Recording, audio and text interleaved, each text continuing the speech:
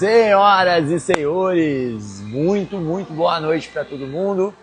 Seja muito bem-vindo a mais uma live do 0800 do Físio. Essa live tem o intuito de ajudar as pessoas a desmistificar um pouquinho mais sobre treinamento sobre dor, como você treina com dor, como que você ajusta os seus treinos. Porque isso é uma temática que é muito sensível pra gente. A gente tem muito medo de ter dor. A gente não entende como a dor ela é nossa aliada. E daí isso traz pra gente que sempre que eu sinto dor é um problema. Então a ideia disso aqui é a gente conseguir desmistificar, trazer um pouco mais de segurança para você poder treinar e também te orientar quando for um caso mais grave, para você poder saber o que fazer ou não, tá? Comenta aqui embaixo para mim se você é aluno já do Path Rehab ou se você está comigo na Liga dos Treinadores, para eu poder te conhecer melhor. E se você está assistindo a essa aula gravada, também comenta aqui para mim, que vai ser um prazer te atender. Se você é treinador, comenta aqui, deixa aqui avisado pra gente se você é treinador ou se você é aluno do box. E também, vamos interagir durante o chat, vamos interagir durante a live para ela ficar um pouquinho mais dinâmica. Durante a live eu vou estar respondendo as perguntas de vocês, então no final, tantas perguntas que me fizeram nos stories ontem, quanto as perguntas que vocês fizerem por aqui no chat. Então, se você tiver alguma dúvida, deixa aqui no chat. Caso você esteja assistindo essa live gravada, tá? Também deixa as perguntas nos comentários que eu te respondo posteriormente no direct. Mas a real cara, ninguém te ensina como você lida com alunos com dor. Ninguém te ensina a como ter segurança para lidar com esse aluno. Nem a faculdade, nem o level 1 da CrossFit, nem o level 2 da CrossFit, nem curso, cara, ninguém ensina para nós treinadores como que a gente entende, como que a gente lida com alunos que têm dor, tá? Para poder guiar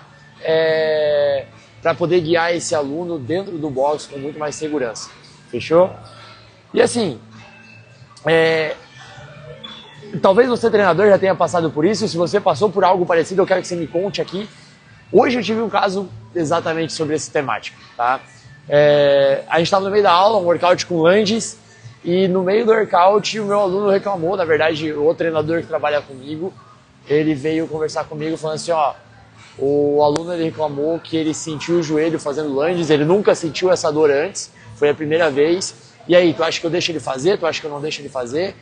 E cara, era um aluno novo, então ele está no começo, ele deve estar agora com uns 2 ou 3 meses, então é algo muito sensível pra gente como treinador, e pra você que deve ter box, sabe que é muito sensível isso, porque esse cara ele tá muito na berlinda, ele tá na fase de fidelização, e aí tu treinar, sentir dor, e tu vai começar a relacionar que aquilo ali não é pra ti, né? Então é muito importante que nessa fase a gente consiga ser assertivo no processo e consiga conversar com esse aluno exatamente para reter ele.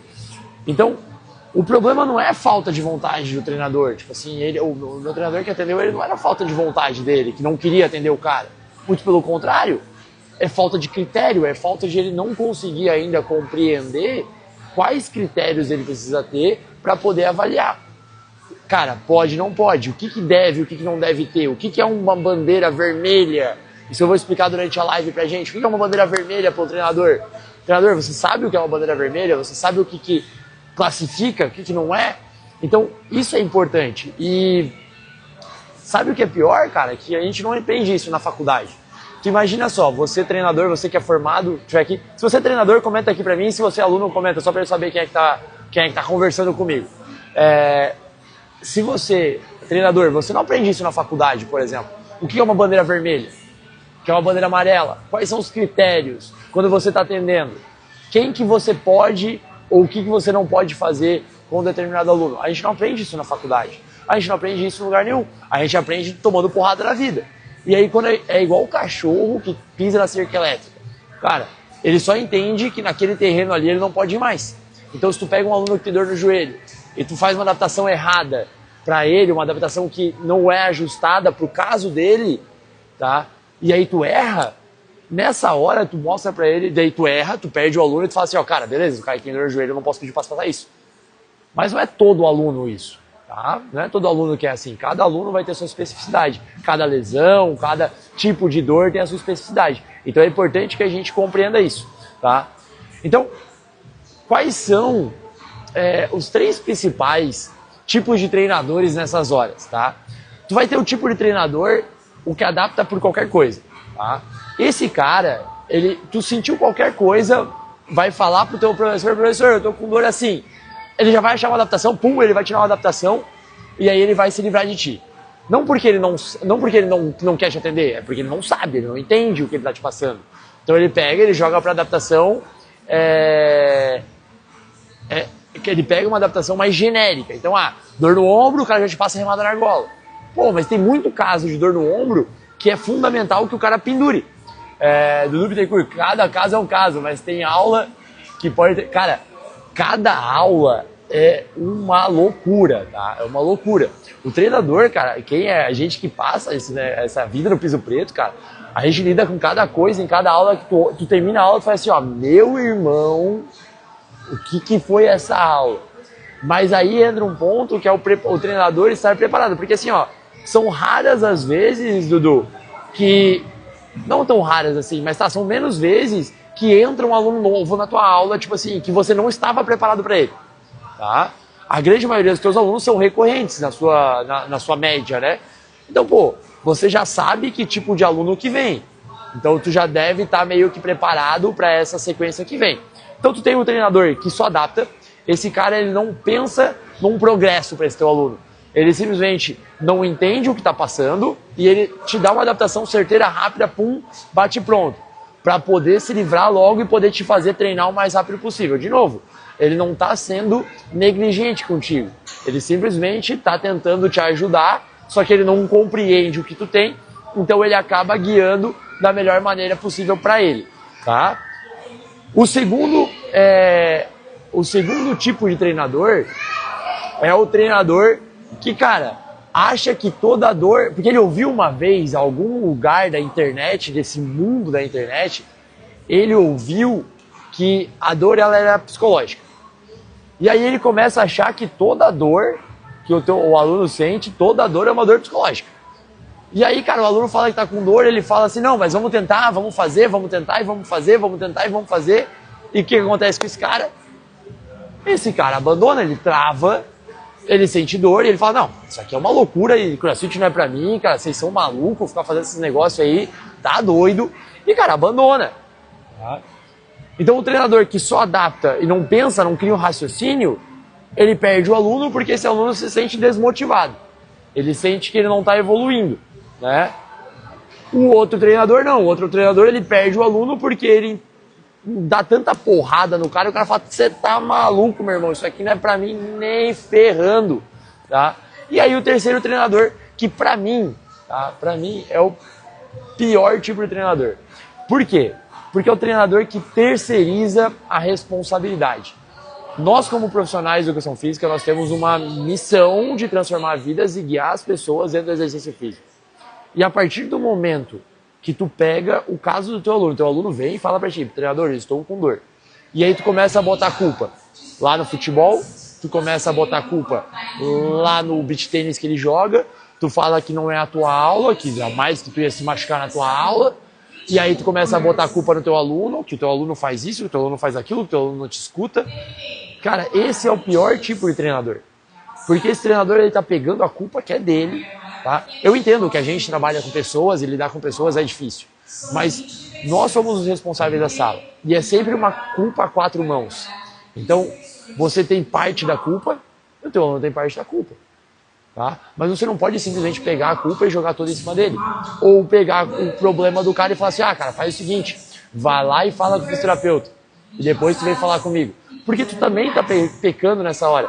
Pensa assim, ó, toda vez que tu pega, o teu aluno fala contigo que ele tá com dor, e tu fala assim, ó, vai lá e fala com o físio, tu tá falando pro teu aluno que o caso dele, tu não sabe resolver. Então o teu aluno nunca vai confiar em ti especificamente. Porque ele não vê você como alguém que vai ajudar ele nessa fase. Entendeu? Então tu precisa ter conhecimento do que tu tá falando, no mínimo para poder passar notoriedade, passar segurança pro teu aluno, tá? E aí sim, falar assim, ó, cara, Mas é importante que tu faça uma avaliação, que tu consiga conversar com outro profissional, o médico, é ele que vai te guiar nessa jornada, porque tu tem um caso XYZ que foge da minha ossada, eu sei o que você está passando, mas é importante que você passe por uma avaliação de um fisioterapeuta, que você passe por uma avaliação de um médico. Tu entende? Então, esse cara que terceiriza a responsabilidade, ele fala assim, cara, eu não sei, vai lá falar com o doutor Loucura, vai lá falar com o doutor XYZ. Cara, ele está simplesmente deixando claro pro aluno que ele não sabe o que ele está fazendo. E esse treinador é o pior tipo de treinador. Então, assim, não é feeling, tá? E o que eu vou trazer aqui para vocês hoje é exatamente essa questão. Quando que você tem critério para poder falar pro teu aluno se dor ou não dor, se o que eu faço, o que eu não faço, que caminho eu sigo, tá? Então, olha só. Até inclusive, se você treinador está me ouvindo, no dia 26 de junho eu vou dar uma aula específica te ensinando esse caminho, o raciocínio que você precisa ter. Então, se você quiser participar da aula, só comenta aqui embaixo, liga que eu vou enviar o link para você, tá? Então, olha só, quais são, tá, as três formas, as três principais caminhos, e para você, aluno, também poder entender quando que você guia como você se guia dentro desse processo. Se você é aluno e está com dor, comenta aqui embaixo que eu quero saber qual que é a dor que vai te ajudar depois, tá? Então, eu quero te mostrar três coisas. Quando você deve treinar normal, com essa dor aqui, se você tiver isso aqui, você treina normal. Quando você deve ajustar o treino, tá? E quando você precisa de auxílio de outro profissional. Porque assim, a gente não consegue resolver tudo na vida. Então é importante que a gente tenha parceiros, fisioterapeutas, parceiros médicos, para poder também fazer esse jogo. Porque o fisioterapeuta, o médico, ele só vai confiar e querer trabalhar contigo se ele souber também que tu sabe o que tu está fazendo. Sacou? Se o treinador sabe o que ele está fazendo. Então é importante que você tenha parceiros também para poder indicar. Então assim, o caminho mais simples, tá, para nós treinadores, o caminho mais simples e para você aluno, para você poder compreender o que você faz e como você faz. Pensa uma régua, tá? Uma régua, onde essa régua ela é graduada de 0 até 10. Onde 0 seria nada de dor e 10 seria a maior dor que o teu aluno já teve na vida dele. Isso vai ser uma coisa que tu consegue aplicar amanhã. Amanhã tu vai conseguir ajustar isso já com o teu aluno. E para você, aluno, você também vai conseguir testar isso na prática. Tu vai graduar a tua dor de 0 a 10. E aqui dentro dessa régua de 0 a 10, tu vai ter graduações. Então, se o teu aluno falar que a dor dele é uma dor entre 1, 2 ou 3, é uma dor leve, tá? Dores leves são aquelas dores que tendem a reduzir conforme o corpo esquenta.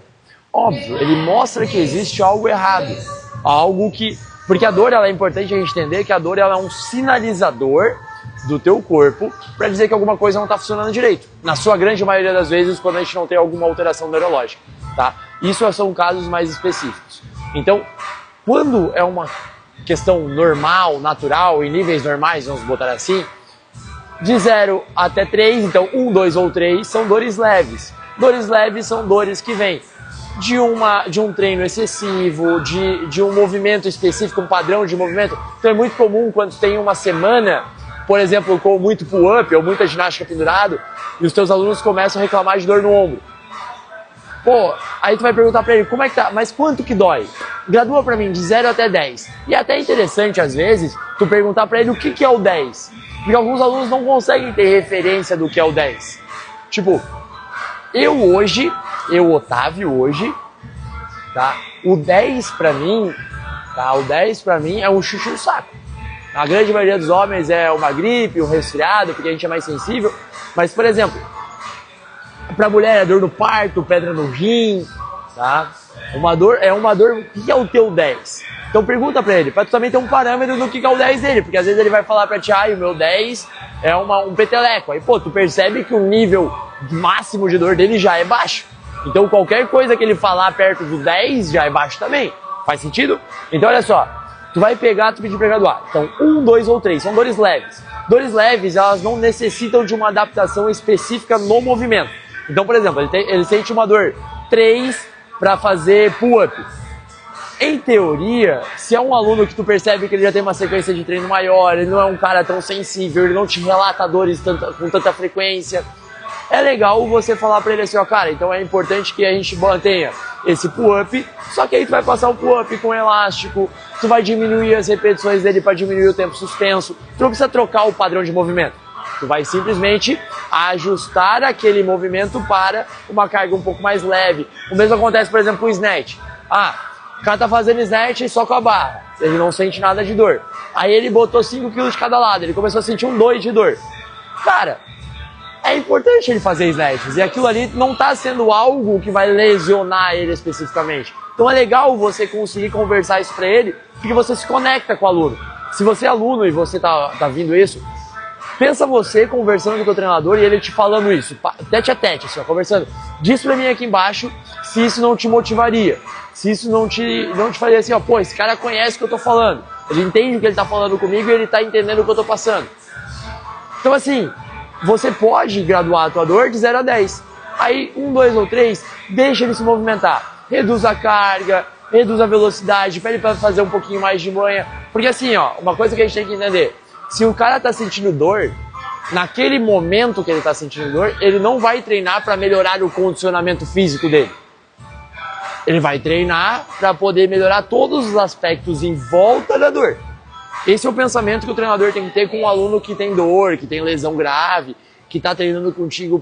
Ele não está treinando para desenvolver o condicionamento físico naquela hora, porque aquilo ali vai passar, essa dor vai passar. Tu quer que ele treine para que ele não perca o condicionamento físico prévio. Entendeu? Faz sentido esse raciocínio? Porque assim, ó, teu aluno ele tá treinando todo dia contigo. Todo dia. E aí ele tá naquele progresso, ele tá perdendo peso, cara, ele tá feliz pra caramba. E ele tá numa ascensão assim, ó, um foguete. Cara, esse cara é um cara que tem que prestar atenção, porque da mesma maneira que ele sobe muito rápido, ele tende a chegar ou num platô, ou ele se lesiona.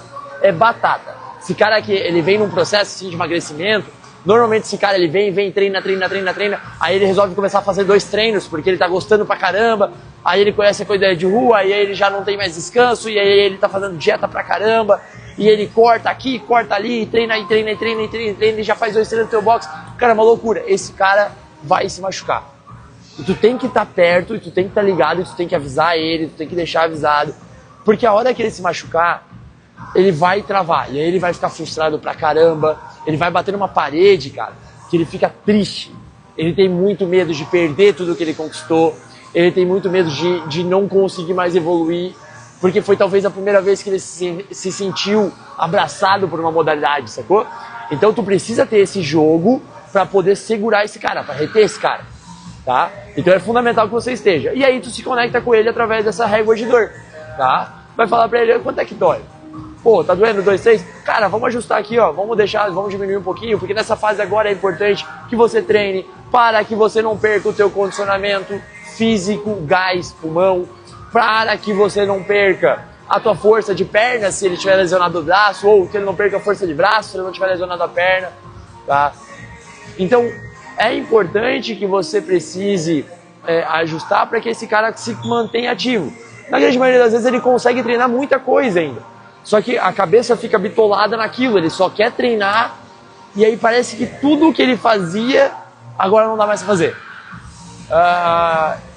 Eu fui um do que quando lesionei do joelho há alguns meses. Cara, eu não entendi o que você falou, Eric. Eu fui um que quando lesionei do joelho há alguns meses, travei por alguns movimentos. Tipo assim, cara, tu fica meio bitolado naquilo, porque parece que a tua cabeça só consegue olhar pra tua lesão. E aí, cara, todos os movimentos parece que ficam presos naquilo ali. Parece que todas as aulas agora só tem movimentos que tu não consegue fazer. Então é importante que você, treinador, esteja perto. Então vamos lá. Dores 1, 2 ou 3 são dores leves. Essas dores, elas precisam de ajustes finos no movimento, tá? Então você pode insistir naquele padrão de movimento, desde que a dor não aumente. E tu tem que estar atento no teu aluno. Dores 4, 5, 6 são dores moderadas. Dores moderadas, elas exigem uma adaptação no padrão. Então, por exemplo, falando do pull-up, se tu tá sentindo dor, 5 para fazer um pull-up.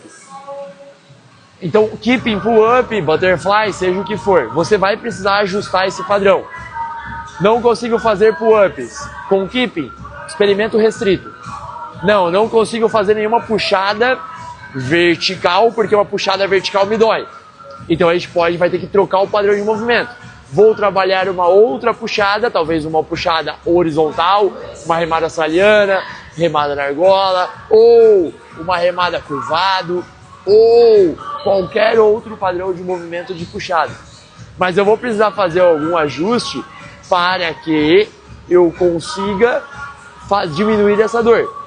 O mesmo vale para o levantamento. Estou fazendo press, o odzão.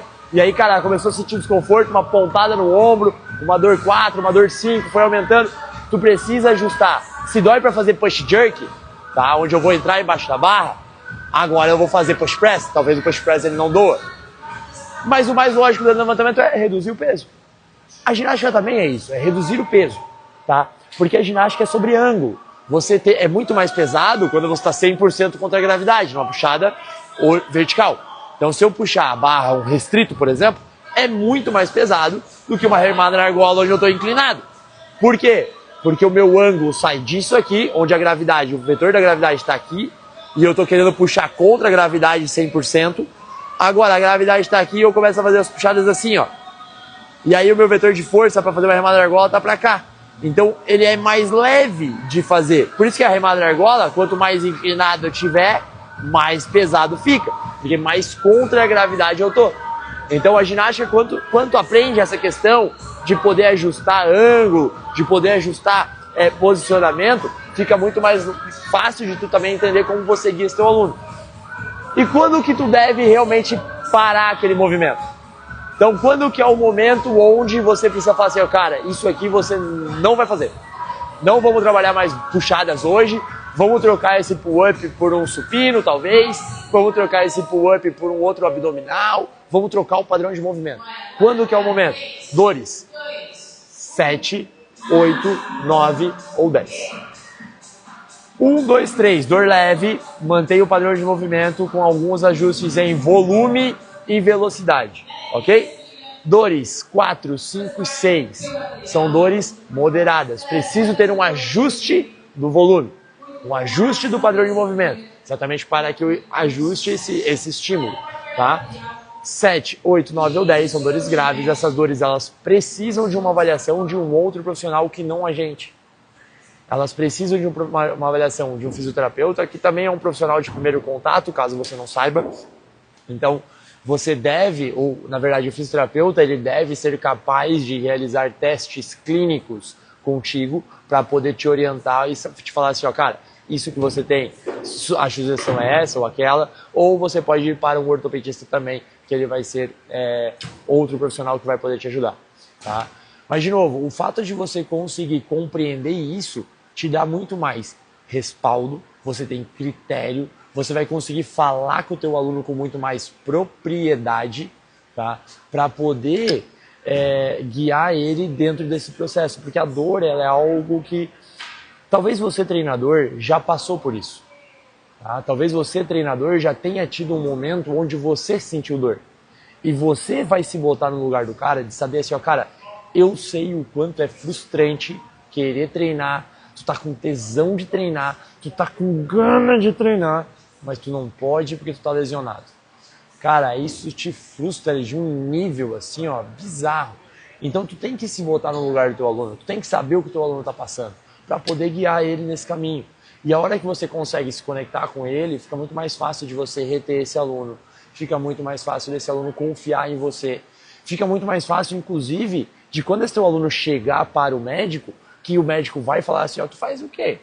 E aí o teu aluno vai falar, eu faço crossfit. E aí o teu médico vai falar assim, ó, eu sabia, é por isso que tu se machucou. E aí o teu aluno vai falar assim, ó, não porque foi o meu professor, ele me orientou, ele sabia o que estava fazendo e ele pediu para que eu viesse aqui. Tu percebe que vai mudando a forma com que os outros profissionais também vão te chegando. Porque a gente, como profissional de educação física, a gente tem uma visão muito ruim na sociedade. Um profissional que é largado, um profissional que é vagabundo na sua grande maioria, é um cara que não sabia o que queria e aí conhecia educação física, ele só gostava de esporte, é um cara que não estuda. E os outros profissionais da área da saúde, eles pensam exatamente isso. Você sabe, você já deve ter conversado com o outro. Quantas pessoas não te falaram que você, por ser um profissional de educação física, não ia ter dinheiro especificamente? Entendeu? Porque, cara, a verdade é essa. A sociedade acha que a gente é um profissional várzea. Então é importante que a gente consiga se posicionar como profissional e saber o que a gente está falando para valorizar a gente. Tá? Que a gente consiga atender mais pessoas. Aline Cotri, geralmente quando o aluno reclama de dor, eu aviso para parar, se possível, mudo o padrão de movimento no sentido oposto, que não tenha dor na execução. Aline, essa é uma ótima forma, tá? Mas eu gosto dessa abordagem quando esse aluno está com uma dor 4, 5 ou 6. Porque o que acontece? É importante a gente entender que algumas dores, tá? Alguns movimentos em si, eles vão causar dores, tá? Em determinadas fases. Faz parte. Porque o processo da dor, ele vai sendo, o processo inflamatório, o processo que o aluno sente dor, ele vai tendo algumas etapas, tá? Ele é ondulatório. Então, o teu aluno, ele precisa, se ele não fizer mais nada por causa da dor, pensa que no dia a dia dele, ele também não vai fortalecer aquele ângulo de movimento, tá? Então, assim, ó, na grande maioria dos alunos que tem dor de ombro, eles vão ter dor nesse movimento aqui, ó, nessa fase aqui, que é quando ele está com o ombro em abdução e ele vai fazer a rotação externa. Nessa fase, normalmente é um movimento bem provocativo. Então é natural que doa, é normal que isso gere dor. Então você precisa ajustar esse padrão e tu precisa explicar para ele assim, ó, cara, esse movimento aqui, ele é normal sentir dor. Então você vai fazer esse ajuste para que ele doa numa dor moderada. E com o tempo essa dor tende a diminuir. Tá? Então tu não precisa trocar o padrão de movimento. E existem regras que são importantes de você seguir dentro de um processo, tá? Porque assim, se simplesmente toda vez tu adaptar o padrão de movimento para um movimento oposto, então puxada dói, eu adapto para uma empurrada, tá? Tu acaba gerando uma questão para ele onde você não fortalece aquilo lá. Então, a partir do momento que você sempre troca puxada para empurrada, tá? Ou você troca para o movimento oposto que não gere dor. Você não dá tempo ou você não dá processo para o teu aluno não poder melhorar. Tu pensa que ele vai fazer a fisioterapia em outro lugar, mas por que ele vai pagar para fazer em outro lugar, sendo que você, que é um profissional que vende treinamento funcional e alta intensidade, você vende CrossFit. O CrossFit tem a ideia de entregar capacidade funcional. Se o teu aluno não conseguisse fazer uma barra, entrou hoje, sedentário, ele não consegue fazer uma barra. Tu não vai criar um processo para ele educativo de como você vai guiar ele a curto, médio e longo prazo para ele chegar a fazer uma barra? Pensa que a ideia é a mesma para o teu aluno que está com dor. A diferença é que ele já treina. Então, ele não consegue fazer uma barra. Qual que é o processo educativo que eu faria para o meu primeiro aluno no primeiro dia de aula dele? Eu faria essa progressão. Então é a mesma progressão, ou a mesma lógica de progressão que você vai usar com o seu aluno. Claro, cada lesão vai ter uma especificidade. É importante que a gente entenda a especificidade de cada lesão, para poder também saber qual é o melhor caminho, qual é a melhor progressão, certo? Galerinha, de novo, tudo isso aqui que eu estou abordando aqui hoje, eu vou falar na aula do dia 26. Eu vou trazer para vocês essa abordagem, essa forma com a qual eu lido com os nossos alunos aqui no box, uma forma com a qual eu ensino os meninos que trabalham com a gente a poder guiar os alunos para eles também se sentirem mais confiantes. Então, se você quiser participar da aula, é só comentar aqui embaixo, liga que eu vou enviar o link no teu direct. E vamos lá, galera. Se você tiver alguma dúvida, pode mandar agora. Agora é a hora das suas dúvidas, tá? Pode ficar à vontade. A live é exatamente isso, é um 0800, um momento onde, de graça, você vai estar recebendo essa consultoria. Eu recebi algumas mensagens, alguns directs, né? Direct não, como é que fala? Quando é caixinha de pergunta? Resposta na caixinha, pô. Resposta na caixinha lá. Então eu vou começar a responder aqui. Caso você tenha dúvida, fique à vontade. Carolina Passos. Fraturei C1 com back squat. Como retornar aos treinos após 3 meses de colar a cervical? Cara, assim, ó, é algo estranho, tá? Esse relato é algo estranho. Precisa ver se é C1 mesmo, tá? Talvez seja T1. Porque o que acontece? C1 é a primeira vértebra cervical. Então ela fica lá, mas assim, ó, lá dentro. E a anatomia dela ela é totalmente redondinha assim, tá? Cara, presta atenção, tá? É profissional, pelo amor de Deus, tu não pega esse corte e vai achar coisa errada. Olha só, é profissional. Isso aqui é o Atlas e esse aqui é o Axis. O Axis ele é assim, inclusive, tá? Ele tem um pescocinho assim, se você não lembra da aula de anatomia. Então ele é algo tipo, pô, não consigo fazer com os dedos assim. Mas ele é algo tipo assim, ele tem um carinha pra cima assim e uma bolinha. Ele fica mais ou menos assim, ó, desse jeitinho. O Atlas tá aqui, o Axis entra assim, ó. Tá? Cara, você tem que ter mais do que a quinta série para conseguir levar isso a sério. Tá? Por que ele fica assim? Porque o Atlas gira em cima do Axis. Tá? Exatamente por isso que os nomes são assim, Atlas e Axis. Eles são esses dois, essas duas vértebras, a C1 e a C2, elas têm essa nomenclatura diferente, porque elas são as primeiras. Elas ficam encaixadas lá dentro do teu occipito, na base do occipito, tá? Nos côndilos occipitais, aqui embaixo.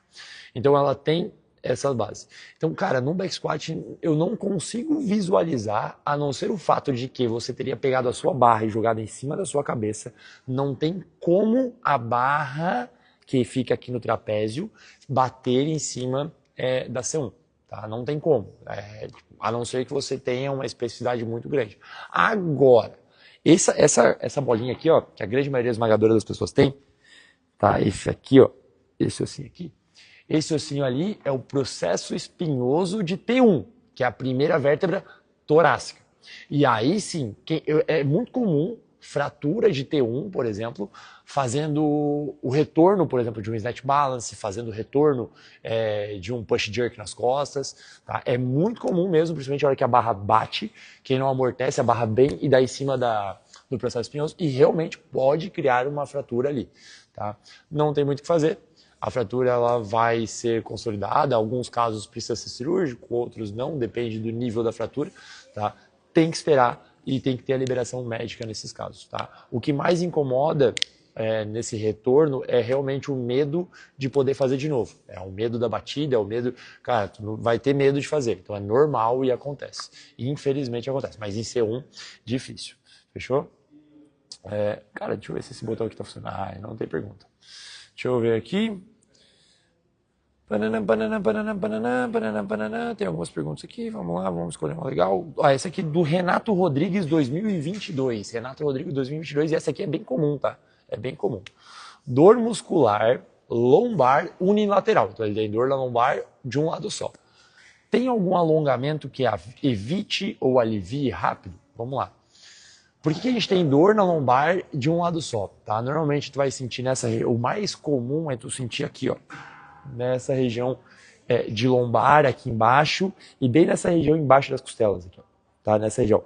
Isso aqui é uma região, a gente tem um músculo chamado quadrado lombar. Esse músculo, ele é um músculo que ele trabalha em toda a tua, ele te ajuda, né, esse controle pélvico, tal, esse equilíbrio pélvico. E quando a gente tem um padrão de movimento, às vezes não muito eficiente, ou a gente não consegue entender o músculo certo, é isso que eu quero dizer com padrão ineficiente, tá? Eu não uso os grupos musculares certos para executar o movimento, ele acaba sendo sobrecarregado. E ele entra em espasmo, ele contrai, ele entra em espasmo.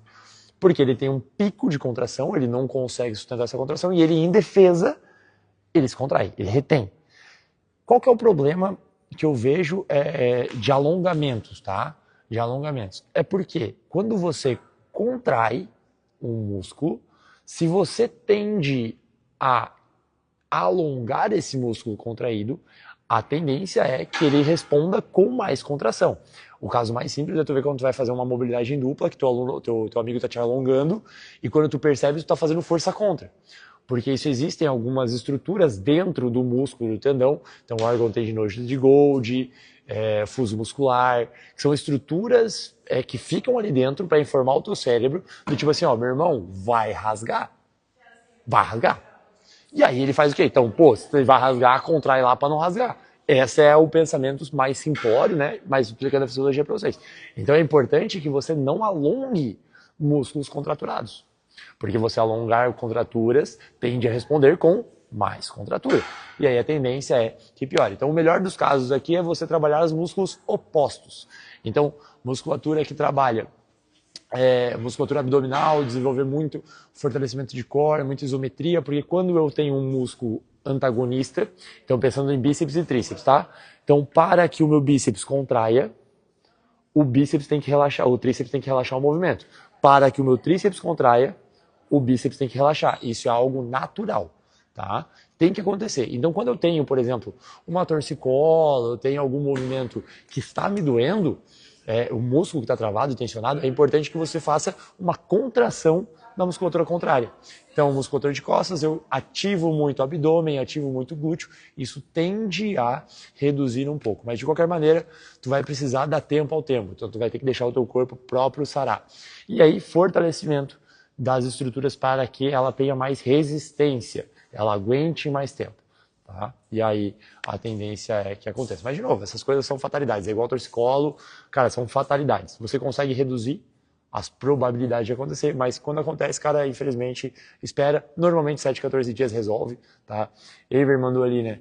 Exatamente meia dor essa semana, deadlift, depois de deadlift. Cara, tipo, assim, faz parte do processo. Às vezes acontece, só tem isso.